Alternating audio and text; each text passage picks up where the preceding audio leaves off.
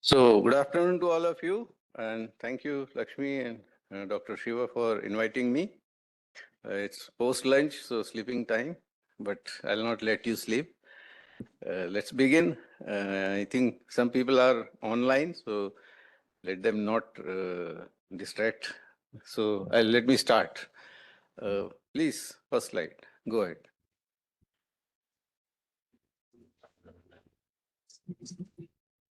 So the title is an overview of air quality monitoring system and data analysis. What I am going to present is the work which I have carried out.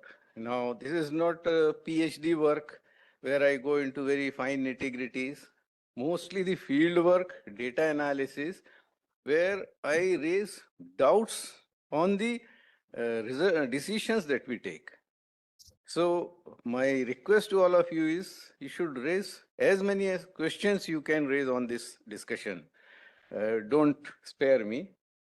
These are, I'm mentioning some of the tools which if you go into the field of air quality management, you will, no, it's not moving.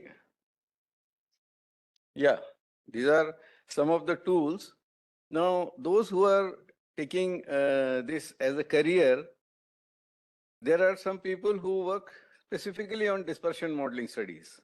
They will not jump into receptor modeling part. Some people are dedicated towards emission inventory, and some people are dedicated towards monitoring alone. The entire career they can spend that. That's the size or domain and time required. So if you want to go with this kind of syllabus, how will you go? So see, this is how I try to arrange some of these slides, not slides, the content. So in India, we started with monitoring in Agra and Anpara, sometimes in 1983. where seven stations were monitored for suspended particulate matter, SOx, NOx. Then 1994, NAMP, then CAMS came, OCMS, then NAMP 2009, new regulation came, then AQI, CEPHA, then source apportionment study for 6 cities. This is something, a good beginning for different IITs, research institutes, NITs to jump deeper into the sampling, speciation of particulate matter and further modeling exercise. So I'll talk on some of these issues. Now this is the earlier, those who know historically air pollution, this was the beginning, high volume sampler. Then this was the respirable dust sampler. Now, as I said in the beginning, you should start questioning the things. If something is named as high volume sampler and then another equipment named respirable dust sampler, why it is named so? We can be named by our parents, something similar to God, so that we repeat. But why these instruments are named so? Is it towards creating some narrative, some business, some market, or there is some reason? So this is RDS. Let's analyze the 1994 regulation. I have highlighted this point number 3 and 4, suspended particulate matter and respirable particulate matter. Now, people of that age, of those era, if you ask, they use one word, high volume sampler for suspended particulate matter. And for RDS, they do not use the word high volume sampler. In fact, both are high volume samplers. The question is, why the word R, respirable? Because it measures smaller size particle. But is it so? See here, both are actually high volume samplers. Here my question is, the word R, respirable, what's the meaning of respirable? I started questioning this term. Is it really, some people say it is PM10. So is PM10 respirable? This is the human system, nasopharyngeal system. This is just to sensitize you smoking, non-smoking lungs. Now, let's come to this slide. I sent a paper for publication and one of the reviewers' comment was, your term respirable is not appropriate or consistent. You're not moving. Go ahead. Go ahead. Next. Next. Next. Next. Okay.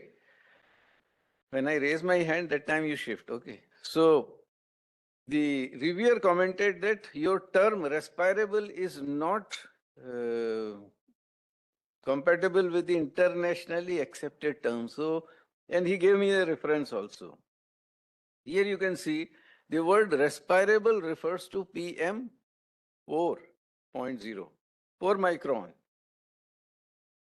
Whereas we are considering 10 micron as respirable. So there was something wrong with our understanding of the term respirable. Next slide. So now came the 2009 regulation. There, these are the initial 6 parameters. Next.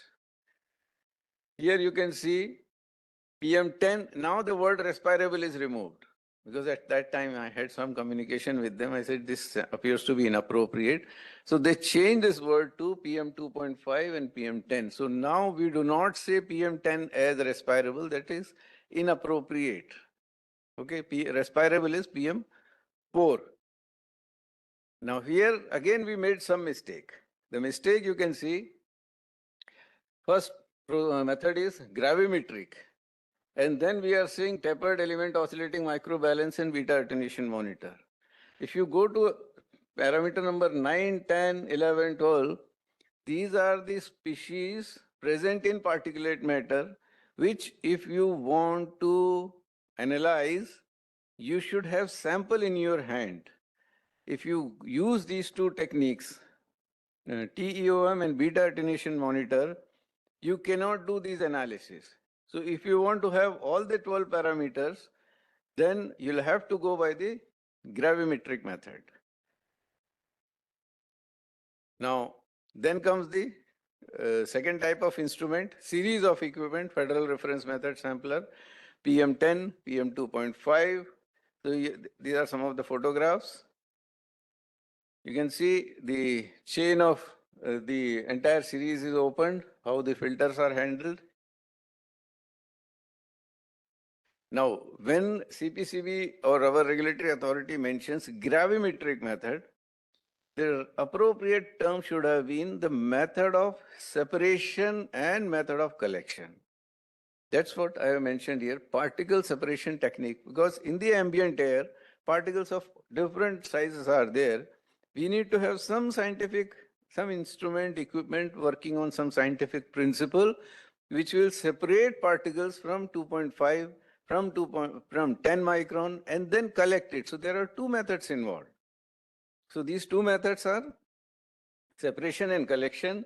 Now separation can be inertial method, impaction, or cyclonic separation, followed by its collection. Then comes the another series of continuous ambient air quality monitoring stations. So you can see wherever you go, and all those who are in this field, they should start working from this point onwards if you want to analyze the data in time series. And if you are interested in source apportionment study, you should collect the particles on filter paper using Federal Reference Method Sampler, something similar, and go for its chemical speciation. So in this case, you can see this is the analyzers where you can get analyze PM10, 2.5 gaseous parameters. Now from here onwards, you should start questioning the reason these are all imported equipments. Are we really using something that we intended for? Now, I think it is very fine size letter, but let me show you specification of PM 2.5 monitor for CAMS station. So when we ask for the specification, we float a specification and then vendor gives their specification, they give this type of numbers. Their response is they are going to use model MP101M. Now why I'm stressing here, if we are not careful at this point, we may be getting some equipment which is not certified. So what US EPA has certified, we give in our specifications. So here it is a method number EQPM 1013211. Next. Now, what is this method? I know people may not go this deep into the specification part, but here you can see what this method suggests. As per US EPA protocol, please read this line. The sample flow rate of 16.67 liter per minute for 24-hour average measurement configured with the standard EPA PM10 inlet. This word is very important. If you want to measure PM2.5, it should have standard PM10 inlet. Now you can see here the same line. These are the two equipments, two inlet points for the PM10 and 2.5. This is for PM10, this is okay. This is what is US EPA has certified. But when it comes to PM 2.5, as per the US EPA's, as per the US EPA's recommendations, it should have a PM10 inlet. Means it should have something like this, pre-separator inlet. Next. You can see here these two. So here PM10 pre-separator, again here PM10 separator. One is for PM10 measurement, another is for PM2.5 measurement. Next, you can see this is for PM10 measurement. All of you must have seen, but please do not ignore this. This is the pre-separator and this is what is the PM2.5 separator. So the previous one which you saw like this, that is not the appropriate equipment. if you buy such instrument and collect data, you will get some spurious data. I'll show some of the examples. See, now how to analyze the data. So whenever you talk to those who are operating the CAMS station, they say every fortnight or every 6 months, we calibrate the system. That's okay. But we have second level of check. And the check is, let us compare PM10 and PM2.5 data at one point. At simultaneously, whatever is collected, let's analyze it. So here what we are suggesting, you put PM10 values on x-axis, PM2.5 on y-axis.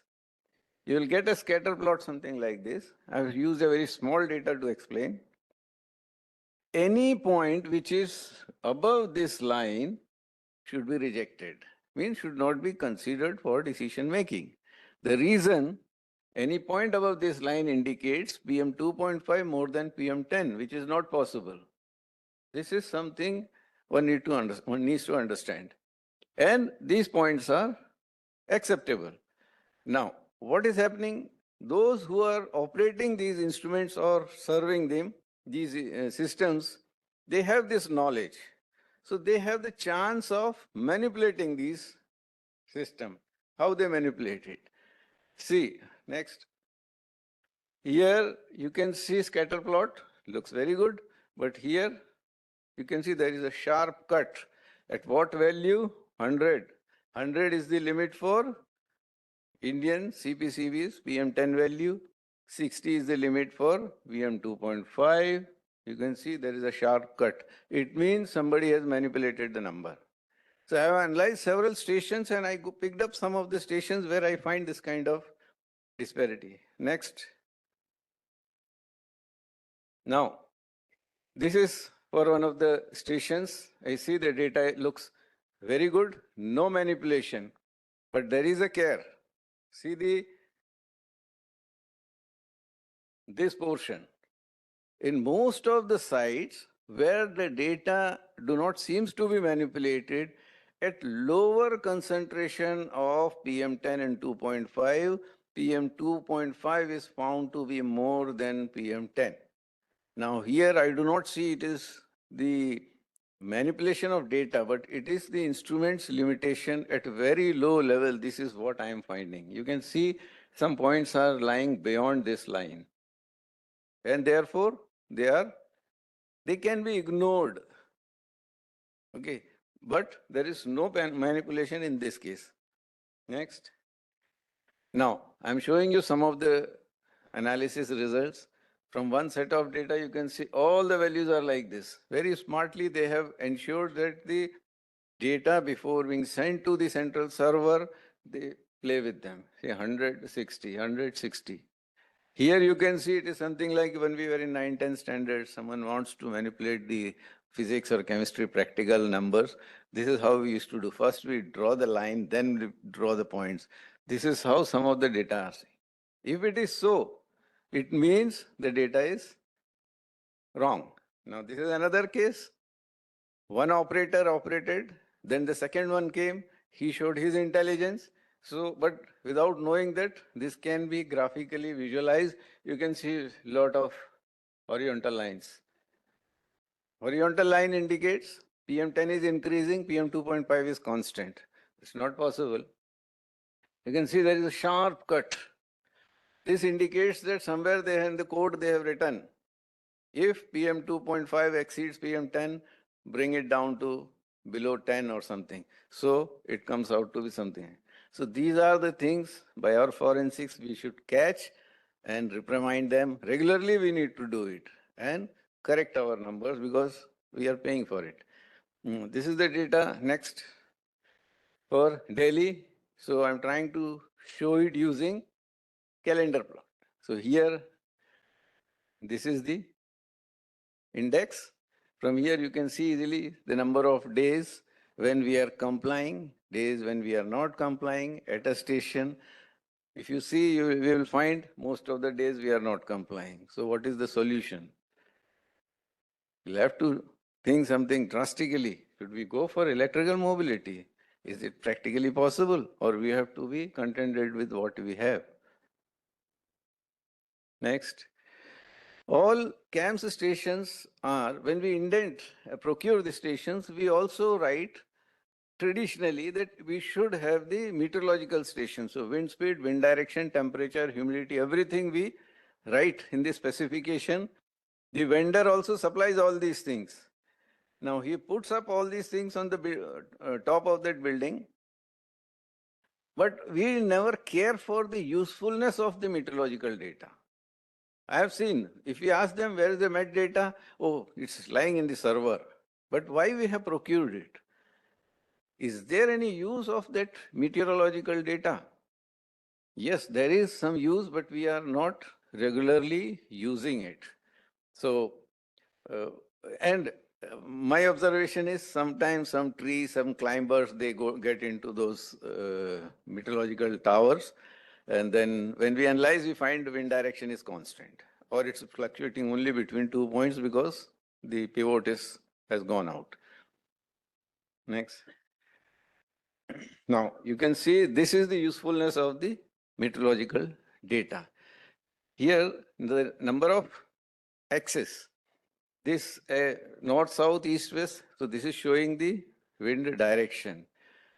This color shows the concentration of pollutant.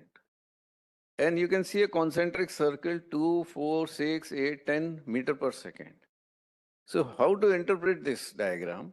You can see if the color is red, it means very high concentration of that particular species, which is coming from northwest direction when the wind speed is 2, 4, or 6 meter per second.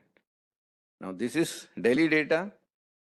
On northwest is Punjab, Haryana. Rest I need not speak. Next. Now, this is another case, very interesting, and this data is very supportive to some of my decisions. This W shape, this is the coal mining area of Singrauli. So there are 10 coal mines, very huge. This length is about 25 kilometer.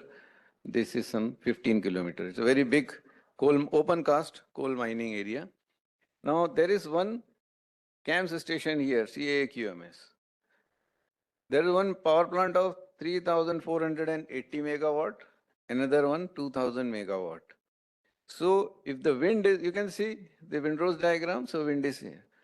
At this point in this station, if we have the meteorological data also gathered, we can sense whether the pollutants are coming from this power plant or from some other source. So that decision we can take and take some policy decision. So we will analyze it further. Next. I analyze the sulfur dioxide at that particular station because the huge power station, you can see the sulfur dioxide concern. Now these values are actually hourly values. Each hours, not daily average, it's hourly value. You can see it's clearly seen southeast direction, and southeast is actually the power plant. Wind velocity 2 to 3 meter per second. Concentration is very high. So it clearly indicates that whatever SO2 is coming, it is from the power plant. What is its maximum value? You can see from this. Now this is hourly average, not daily average. If you do daily averaging, it will come down. Then always this diagram is associated with this frequency diagram.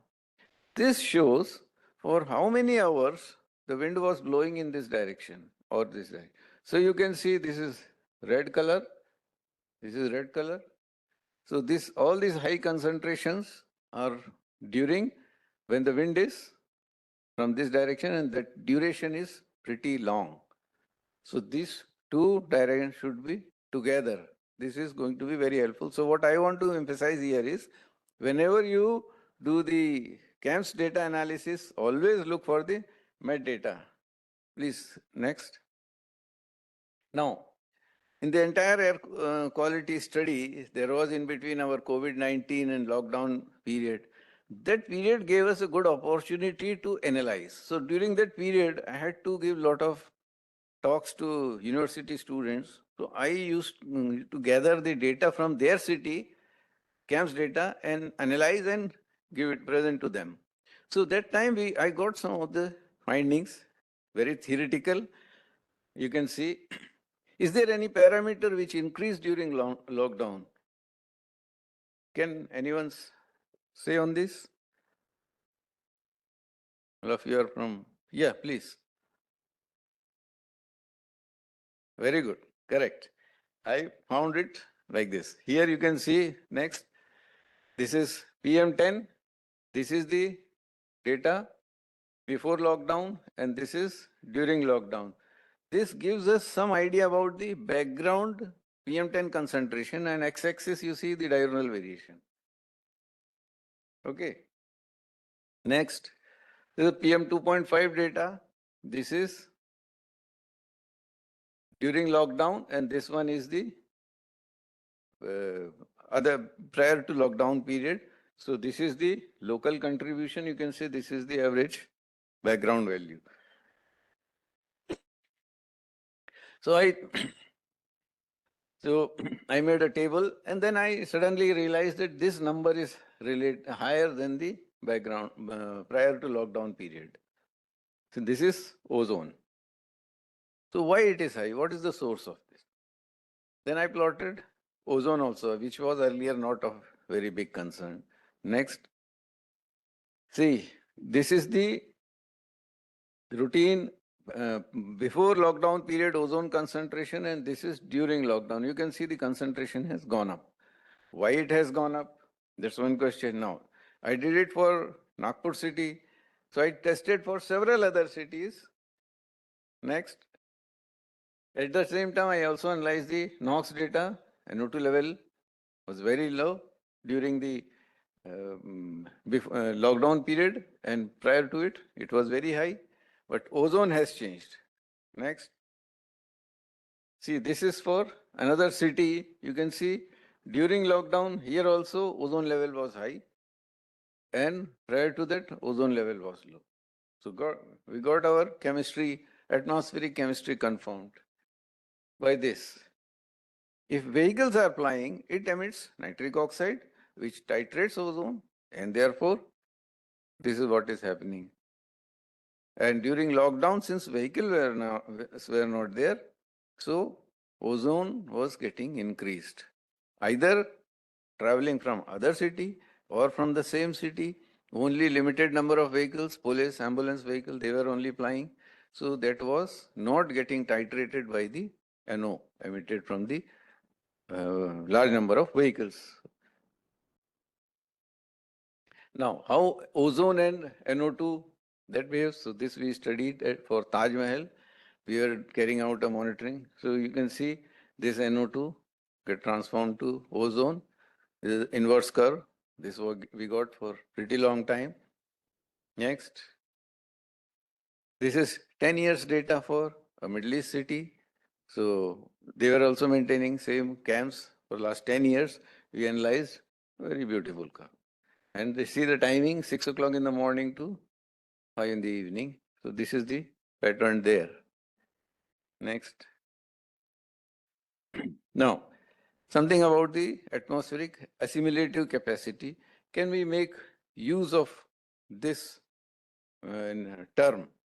Now, I see casually it is used, but how to quantify it and come out with certain numbers or come out with certain decisions. So I try to work on this. Next. Just for those who are not familiar, but still only for those, rest may be knowing it. Suppose this is the source, this is a receptor, the plume is going like this. There is something atmospheric mixing height which diurnally varies. Now you will see sometimes the smoke, dancing smoke, looping phenomena, something like this going straight. Now what it does, you can see this is the cell formation of plume actually. Wind is, now please be careful, wind is going vertically here, it is spreading, so it is suppressing here. That's why plume has come down and then going up. So this is called cell formation. So this is data, sunny weather. Next. So during that time, the temperature profile, adiabatic lapse rate, potential, this is going to be the shape, and this is the mixing height, which is very high. Now next, here the plume is going straight. If it is going straight, what's the temperature profile?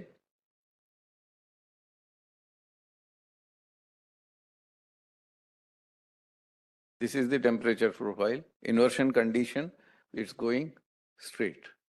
Or it will come down, but it's not going up. So these are the two conditions, different varying atmospheric lapse rate. Now let us plot it for the whole day. Next. For the whole day, the mixing height curve will be something like this. It's all given in textbook material.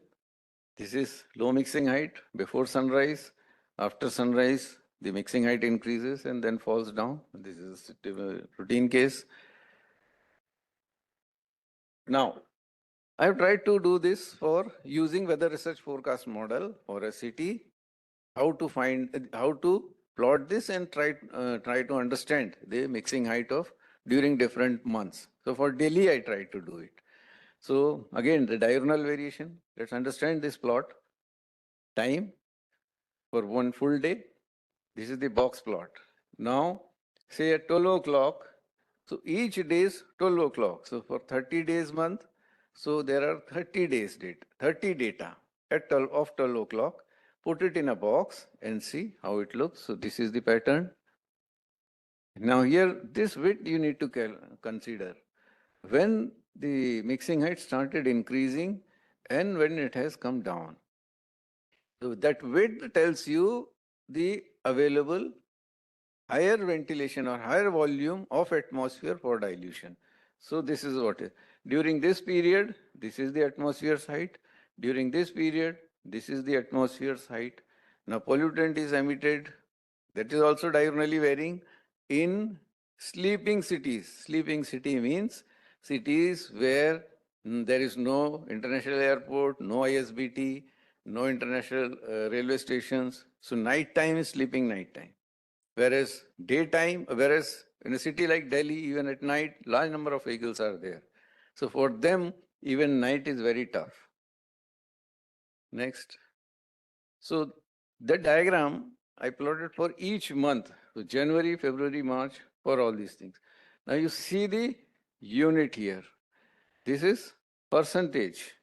Why percentage? So I consider June as 100 because June month's mixing height is maximum.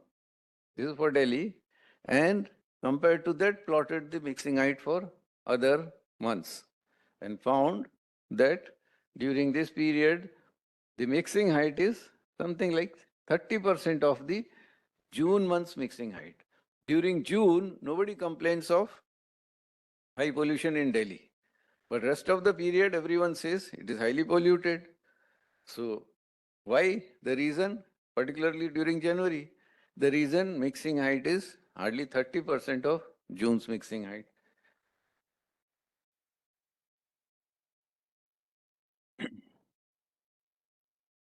Now this is for July.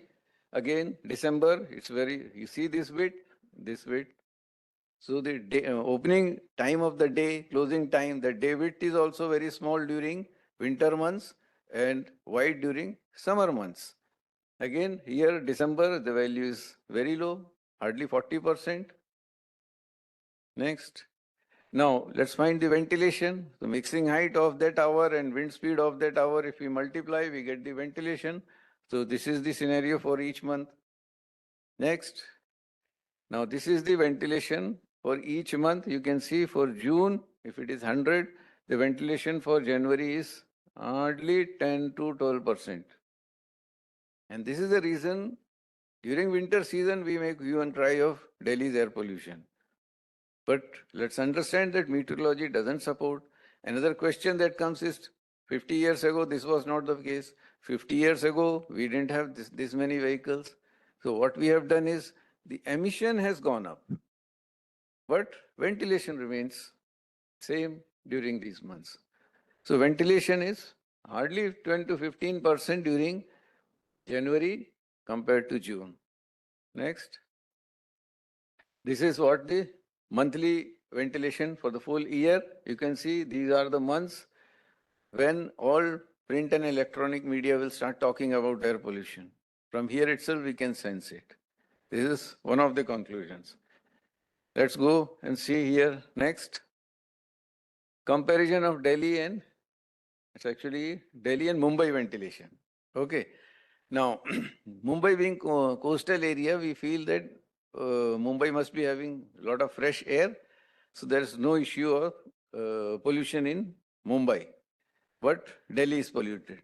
But revisit the size of Delhi, the amount of polluted emitted in Delhi, and it is not Delhi, Delhi, NCR, upwind, Haryana, Punjab, they are all connected. The entire pollutant moves towards Delhi and then up to Lucknow. So that amount of emission, if you bring it to Mumbai, it will choke. Here you can see, this is for Mumbai. These are the June, July months. Rain is there. So these should not be considered. These are not the Mumbai months where pollution is high. And here you see the ventilation, hardly 7,000-8,000. But for Delhi, you can see it's much more. So ventilation of Delhi is much more than Mumbai. But the emission of Delhi is also very high. Mumbai is safe because it is not as highly polluted, or the pollution load is less in Mumbai compared to Delhi. This is how I have analyzed. Then next, odd even experiment. When odd even experiment was conducted, politically it can be criticized. But if scientifically, it's a very huge experiment. No scientist can think of conducting an experiment like this. Fortunate to have an experiment like this. And our hypothesis is, if you reduce the number of vehicles, pollution will come down. But did it happen? No. You can see this plot contains 3 lines, or diurnal variation, 3 lines. This line is when the odd even experiment was there. And these are the line 15 days prior and 15 days later. You can see the concentration is high. Why it is so? Only the combination of mixing height and ventilation issues. That's all. Now, had there been 100% vehicles on street, this red line would have gone much above. Next, this is for PM10, somewhat similar situation. PM 2.5, not much different. Come next. Now, this is an outcome of our study when we were doing source apportionment study in different cities of Maharashtra. What we found is gathering data is very difficult. Difficult means we need to go to urban local bodies, municipal corporation, and collect data. Now, they have the data in their registered hard copy, but they don't have digital data. So we try to train them to put the data directly in the digital form, from where we will get an output which is readable, interpretable. See, this is the data. You can see background, in the background we are having the map, and these are the grids, 2 by 2 kilometer. We have provided a Excel sheet. Run that Excel sheet, directly it will give this output.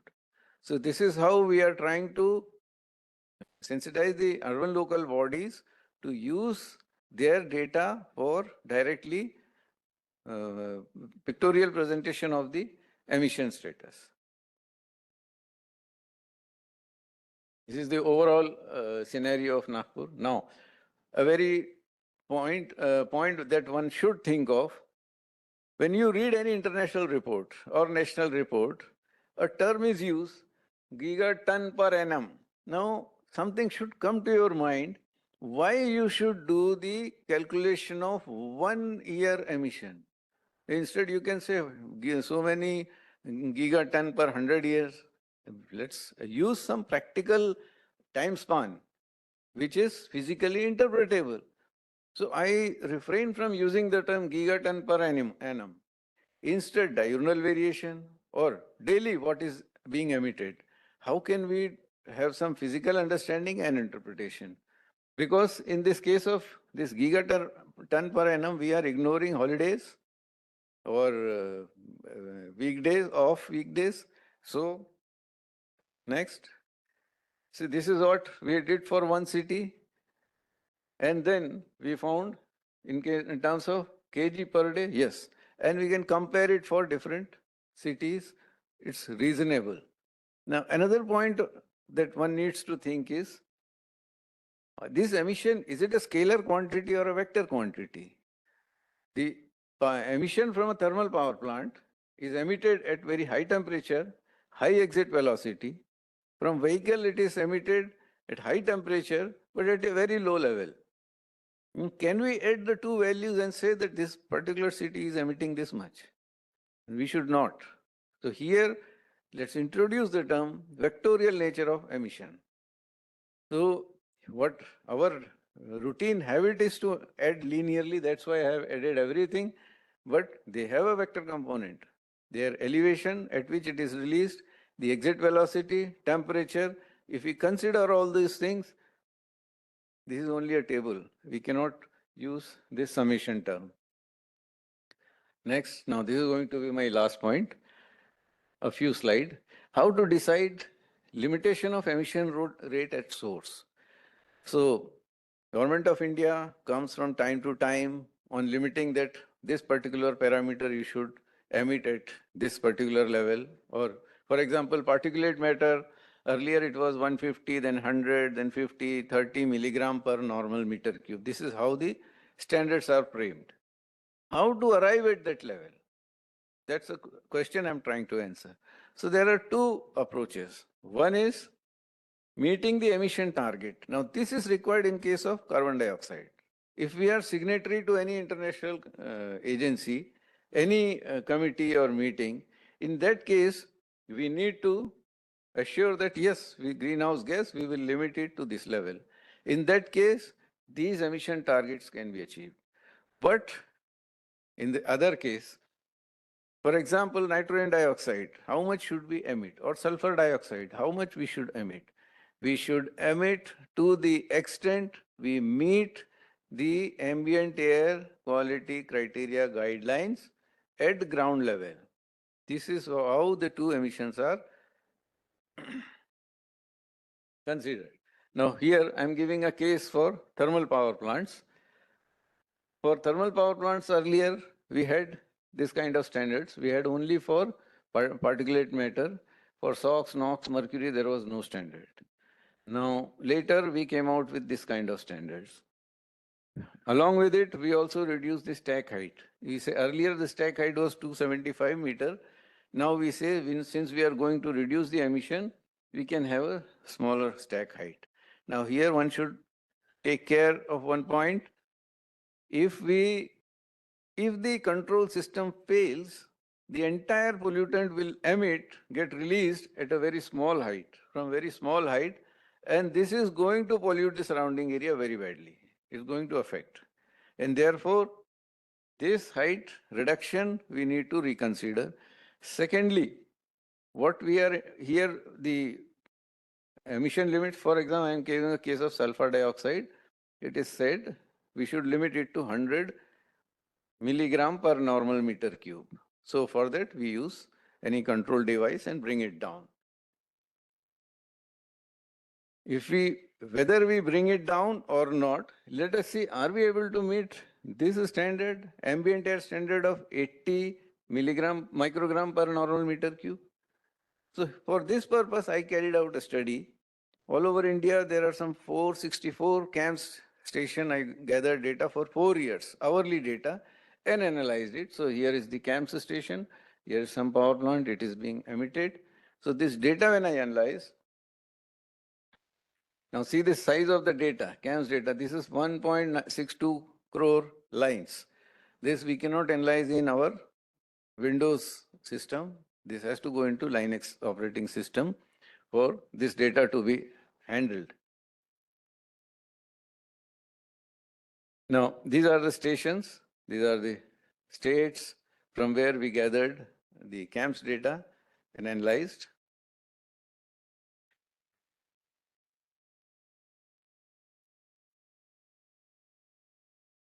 Next. Yeah. Now, how to interpret the results? This is something very important because policy makers, decision makers, they need to understand this part. You know, but you can, I'm repeating it. The concentration result, if it is something like this, for example, sulfur dioxide, the limit is 80 microgram per meter cube.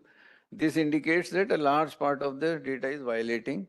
Here we can see that only 25%, less than 25% of the data is in violation. Next. So this is how we did for all the cities. I'll show it for sulfur dioxide. You can see for Bihar, 3 stations are exceeding 100%, 100 percentile data. For Gujarat, 3 cities. Madhya Pradesh, 1 city. Next, Maharashtra, 2 cities. Rajasthan, Tamil Nadu, and total 11 stations, camp stations are exceeding the regulatory limit value. Okay, how much it is? Next, you can see for sulfur dioxide, 90, now these are all percentages. 97% of the data, ambient air quality data, is below 80 microgram per meter cube. So 97% of the data is complying. Only 3% of the data is non-complying, and that too less than, this data size is of the 3% station, less than 25% of the data is in non-compliance range. And therefore, from here we can conclude that sulfur dioxide in our ambient atmosphere is very low without any emission control. This is the current status. So if we put any additional burden on the power plants to reduce the sulfur dioxide emission, it will only increase our operating cost, capital cost. So, next. So, what we need, what I conclude is environmental policy decision should be made based on central tendencies of large database and not on extreme values. What has happened recently? Somebody analyzed Delhi's ozone data, made a report, somebody filed a case. See, ozone is exceeding. So I analyze the data for long duration and found for very short duration, ozone value is exceeding. Any decision making is not based on those very short-term values. What is the central tendency speaking? Is it really exceeding? It is far below the, much below the regulatory limit value. And therefore, we need not concern too much on that. Otherwise, more and more equipment will be purchased towards controlling all these things that we need to understand. Now, finally, thank you, and any discussion, please.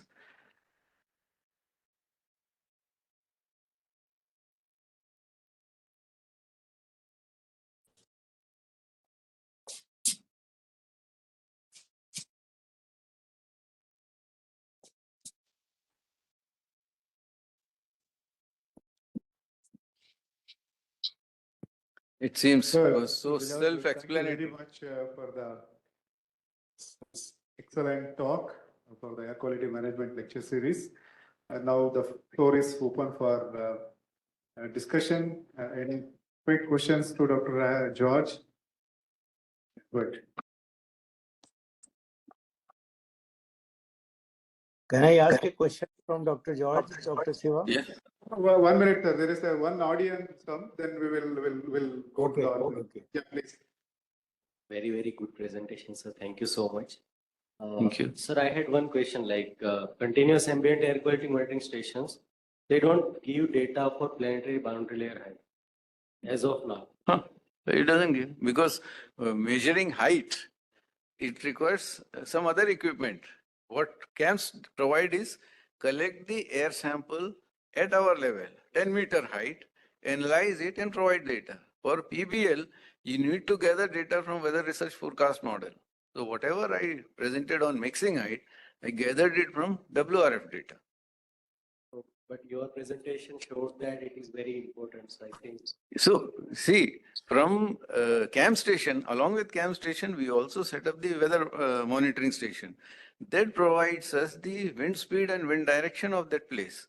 That helps us plot and understand from where the pollutant is coming, the direction and the velocity and the frequency. All the three things we get from that met station. So that's why it is a must. We should gather it. Since this technique is not known to a lot many people, they don't care about the weather monitoring station. It's just lying there. That's what is my submission. And sir, you showed the manipulation in data. So Yeah.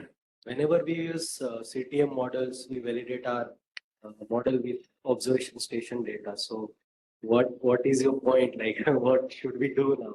Okay, what you are saying is you are validating PM, measured PM10 with simulated PM10. Simulated. Measure PM10. What I have shown is comparing PM10 and 2.5, putting both together. Because independently, if you talk of PM10, you can put any number, nobody can challenge it. But if you put two numbers together, their correlation, that will help you realize, is the PM 2.5 number derived from 10? It happens if you multiply PM10 with some constant less than 1 and plot it in one of the diagrams I showed you, there was a straight line. So that's why this will help you understand someone is playing with the server. For that reason, I have put that argument. Okay. Somebody from online? Yeah, Gupta ji is online. Yeah, Gupta ji, go ahead. Sir, I have two questions, Dr. George. Yes, sir. First of all, Namaskar, sir. Namaskar. let me compliment you on very excellent presentation on monitoring and instrumentation. And I have just two questions. One is related to sampling heights, because in most of the time, there is a lot of confusion while monitoring at what height we should collect the sample. And unfortunately, some of the pollution control boards are mentioning that instrument should have this much of height.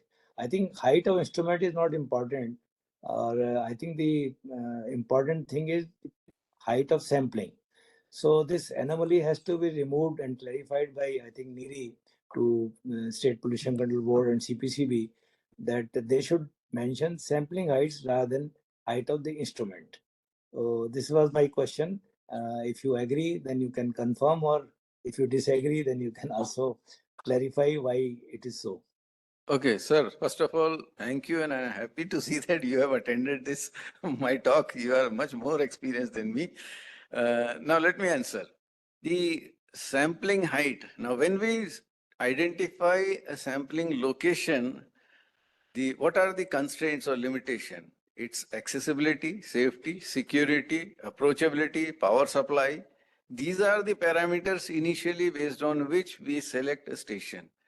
Then comes whether we are meeting the height requirement or not. So that height, in my opinion, if we put the sampler at the first floor level, that should be sufficient, because if you put this at ground level, the dust resuspension is going to impact our monitoring, and that's not going to be the ambient air. That will be something called near source monitoring. So at least first floor height is, in my opinion, is that much is needed. How to attain it? So in our case, how we get this logistics? In my observation, I always go to government office buildings where we put our stations. Or sometimes some private entities also share their space for monitoring. If this is not allowed, in that case, we have to go to put our station somewhere at the ground level, put a table or something, and that's how we go. Now, putting a stand for the instruments, the stand should be very sturdy because there are moving components. I've seen in 4-channel speciation sampler, the stand is very heavy. So when the blower sucks air, it doesn't vibrate. If it vibrates, the jet through which the particulate matter falls, goes into the impactor well, that will get disturbed. And that will bring some wrong results. And that's why some new equipment recently I've seen, they are putting it on tripod, whereas the regular standard method says it should be a sturdy stand. Tripod is not a sturdy stand. But I am also using it because I am not getting any other option. Again, the issue is of logistics. Otherwise, Without CPCB's instruction, we ourselves can take it. I'll put it at say at least 3-meter height with a stable platform. And that's what is my submission on this. Thank you, sir. So that should be specified in the monitoring requirement guidelines that it should be measured at 3-meter height. That is not mentioned somewhere. That is It's not mentioned, but given a chance, I will measure it at 3-meter. With that much information. That's what is And my take on this. My another question was, sir, regarding the word respirable dust. Yes, sir. Actually, if you recall that before 1990, the whole country was measuring SPM only. And when Yes. it was brought to the notice by the health experts that it is the PM10 or respirable portion of the dust which we are inhaling. So this word was coined by NERI at that time as respirable dust, because whatever is going into your body is respirable. So whatever you are inhaling. So that word came from there. And Yes, then followed by the design of NERI, that respirable dust sampler which was designed by NERI with the cyclonic separation. So that is how this word respirable dust came. But somehow now Western countries or US EPA or WHO are questioning our respirable word. I think this is not correct approach by them, because respirable is what is we are inhaling. Let us not come to characterization of respirable dust at PM4. That it is all right that it may be PM4 or PM5, PM6, but whatever we are inhaling is all respirable. So that is what we were measuring with our sampler, which was designed by NERI in 1990. That is my submission, sir. Sir, actually, when I interacted on this topic with the European reviewer, he said in 1983, a glossary of terms was published, wherein these terms were clearly spelled out by them, which we didn't refer later when we were formulating our rules. That's why this discrepancy came. Inhalation and respiration, both are, as per their medical terminology, both are different. Inhalation is just getting into, respiration is getting little deeper. And therefore, the size differs. That's what is their take. But for us, whatever goes inside, it's all respire. So initially we did it. And we are also in a growing state of awareness on environment. So this much is acceptable. We should accept, and we have changed it. The 2009 regulation mentions only PM10 and PM2.5. Clearly, it doesn't use the term respire. So, and this, if we understand clearly, this will help us correct our mistakes also. All right. Thank you. Thank you, sir. Thank you. Any other questions from online? I think there are some comments. Is there? Somebody can read? Okay. Is it online?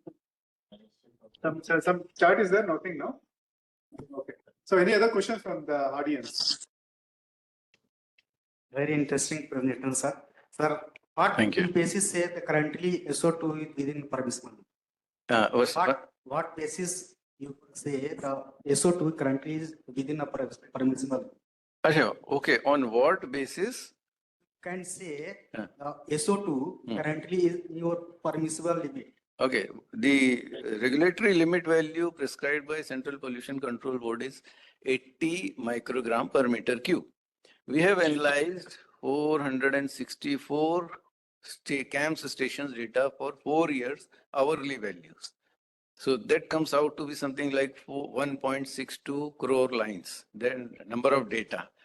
And from that data, 3% of the stations are, 3% of stations are exceeding, and of those 3%, less than some 20% of the data is violating the 80 microgram norm. Rest all values are below. So we have done that analysis. I've showed. If you have forgotten, I'll ask him. Piche, slide of piche. Can you go back side? Back.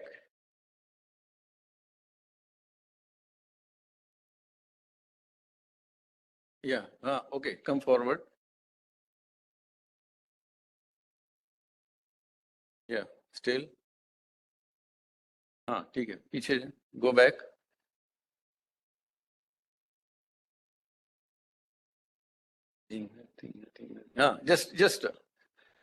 Just one more back. This is the summary of data. What your question is here. Summary of data, you can see this number, these are percentages. So 3% of the stations are violating, and of that 3%, you can see this is the 25 percentile line. So this is hardly 10 to 15, 10% at the most. So 10% of data is exceeding the 80 microgram value. This is the major scenario. And if we want to take a decision, as I said, we need to consider the central tendencies, not the extreme values for any policy making. Now, next slide, can you go? Yeah, for each state, I have analyzed PM10, 2.5, SO2, NO2, PM is violating everywhere. SO2, it's all blank. No violation. This is the violation chart. Okay. Thank you. Yeah. I have one.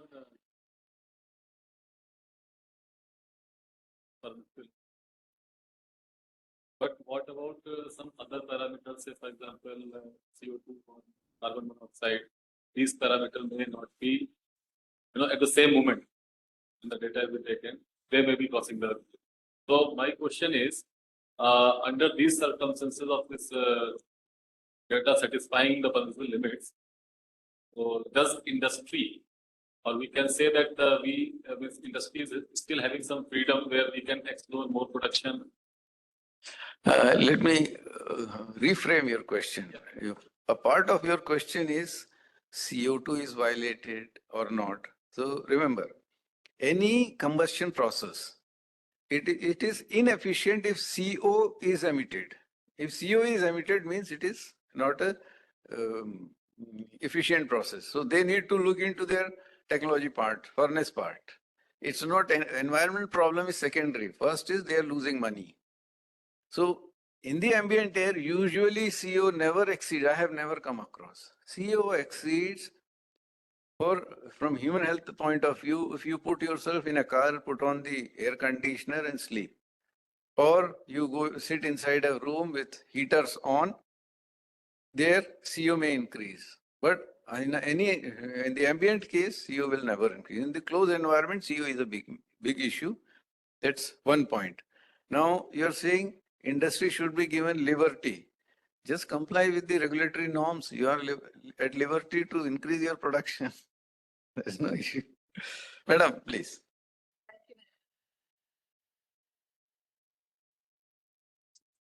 That all states should be central and values, but I mean, what we are seeing all around the world, we see the duration and the frequency of those peak incidents are really increasing. So if we really want to have a futuristic view for policy making, what would be your take on that?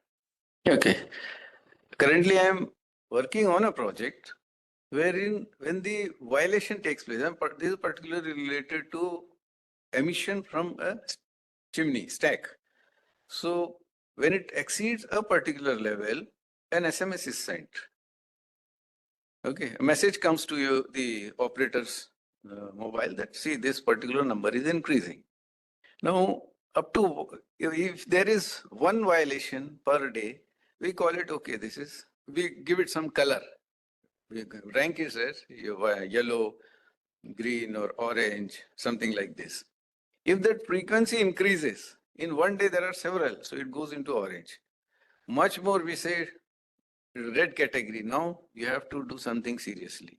So what your question, it is being addressed. We are looking into how to decide that protocol by which this frequency can be established. And in that case, it is not the clock day that decides the violation. It is actually the distance between two violations. Is it within 24 hours or 8 hours or so? So this is already going on. Hopefully we'll come out with some solution to this. Thank you. Any other questions? Sean, please.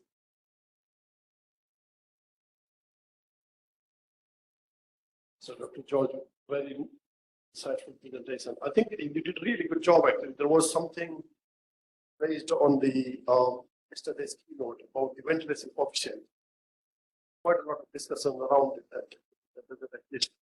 I just entered and saw the table. I'm delighted to see that. So I think it looks like quite a lot of information already exists, which people are not aware of.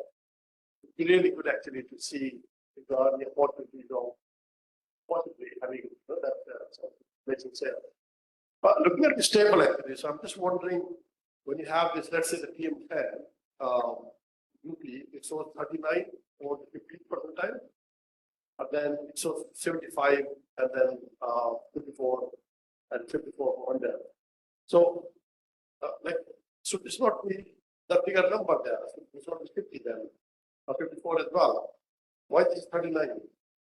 It's, well, if it is exceeding 50 percentile.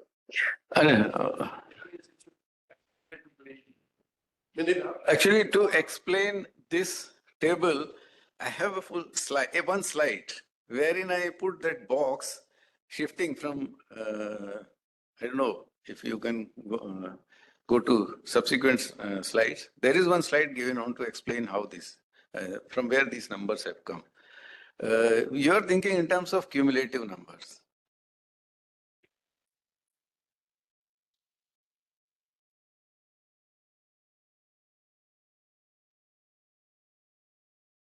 That's what you understand. That was also my initial thought when I analyzed and plotted and made this curve.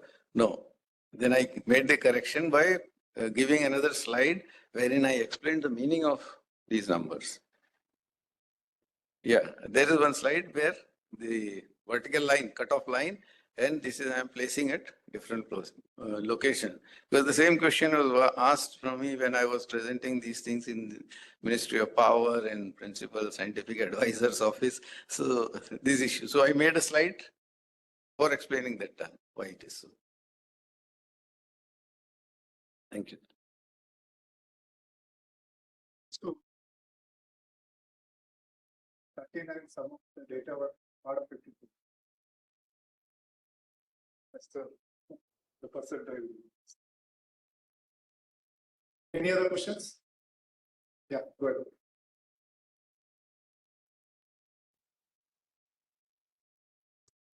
Why there is a vectorial addition of addition nodes, not scalar addition? Okay, now let me, can you go to the slide? The, go down, not down, go up. Still up. कहीं पीछे जाओ. Yeah, just wait here. Now, in a city, why I did this, I have done some 18 cities source apportionment study and this emission inventory exercise. So there are some cities, small city, but there is one power plant and emission is at 275 meter height. In no way it affects the surrounding area because it is released at 275 meter, it goes far away. Okay, the pollutant is going far away, getting diluted, dispersed, and then impacting somewhere to a very marginal level. Now, if you add that emitted at 275 meter, along with what is emitted at ground level by moving vehicles, the number comes out to be very big. And that it puts that city into a red category zone. Whereas that city is not polluted, it's a very small city. For this, I have carried out another study actually. The HTML file I am not able to operate from here, otherwise I would have shown you that if the size of the city is so small that the morning air wind which enters after a few hours, if it leaves the city and that city is a sleeping city, means at night there is no activity, every next morning you will get clean air. And this happens in several small cities which are considered as non-attainment cities. So my concern is why we are spending our resources in such small cities. And your question is, can we add? These are not scalar quantities. I am proposing it as a vector quantity. We should not add it linearly. That's why the dispersion modeling comes into picture. Dispersion modeling takes it vectorially. Thank you, sir. Yeah, are there any other questions? if there are no questions, I would like to thank the KV George for taking his time. In fact, he's so busy and kindly agreed to travel from Nagpur to here to share some of his thoughts and experience with the area of air quality. And thank you very much. On behalf of Air Quality Management Lecture Series, also from the International Conference, we would like to read a small. Thank you.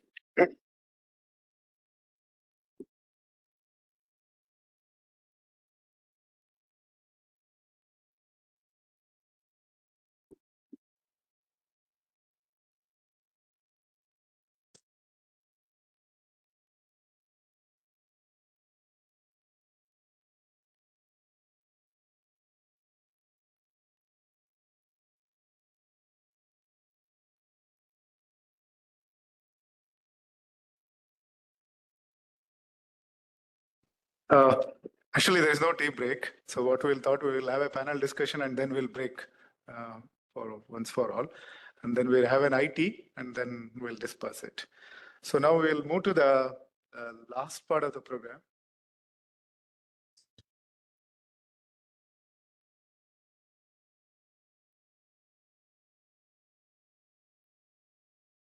So we thought, so we have a lot of deliberations, including, various keynotes, invited talks, paper presentation, panel discussion, some aspect in a city, and we have a workshop. So now this panel discussion, we'll see that whether, as Professor Priya just mentioned that, we are advancing and events are also keep changing with such a dynamic environment and urban air quality management. So because we are all focusing towards that, can artificial intelligence replace human intelligence is the question. So we are deliberate, and I thought we'll have some international experts working in various in a university. I request them to join as a panel member. So I request Professor Saturis to come on dais, and Professor Prashant, Professor Karichat Pantakarnappa, Professor Yuvi Schling,